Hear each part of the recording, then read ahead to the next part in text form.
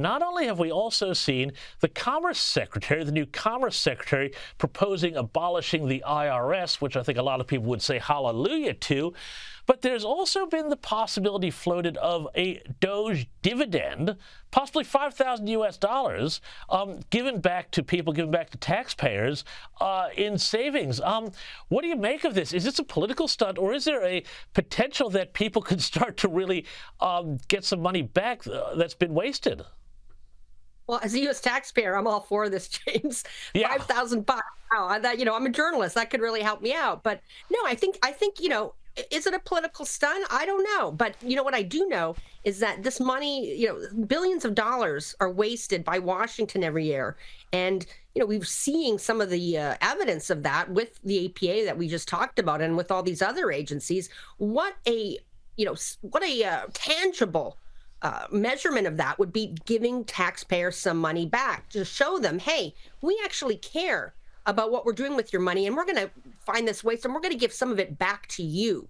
I think it's an excellent idea. I think it's a genius idea, really. Of course, liberals are freaking out because there's no money that they know about that they don't want to spend. Imagine, $5,000 per taxpayer. They've got lots of, ideas for that. But I think it's a great idea. It would really show that this government, this administration is all about giving you your money back that's been wasted by Washington for years. And of course, 5,000, more than that is wasted every year, but it would certainly go a long way towards helping. And it would certainly juice the economy as well.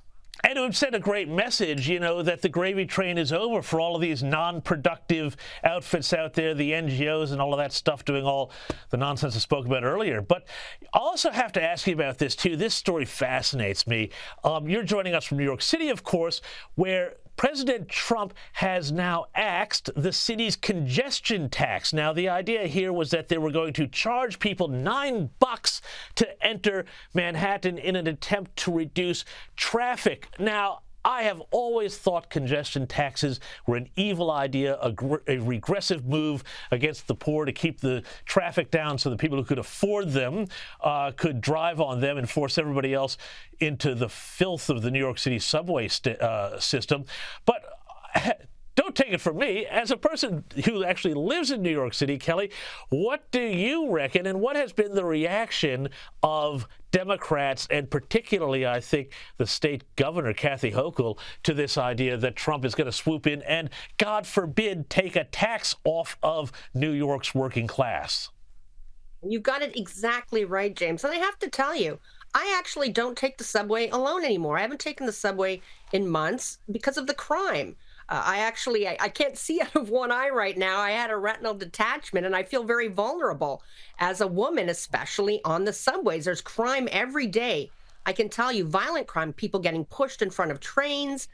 Subway crime has really gone up. And, every now and then, Kathy Hochul will send in a few more cops to the subway for a couple weeks to make a point, and then they're gone. So it's kind of incredible that they are, this congestion tax, and it's actually hurting people like me who there's a fee every time I take a cab or an Uber. And I can tell you, all of the cabbies and Uber drivers I've talked to hate that tax, and I'm sure they're overjoyed it's gone because, again, exactly, it's the working people that it hits the hardest. It's not the rich people who can afford the expensive car services. They can afford, to pay an extra $9 every time they go in and out of Manhattan. It's people like me and, really working class people who need to get to their jobs. Firefighters, teachers, hospital workers. It's just crazy how many normal people this affected. And I have to say, this has made Trump a little even more popular in New York City, the city where he's from.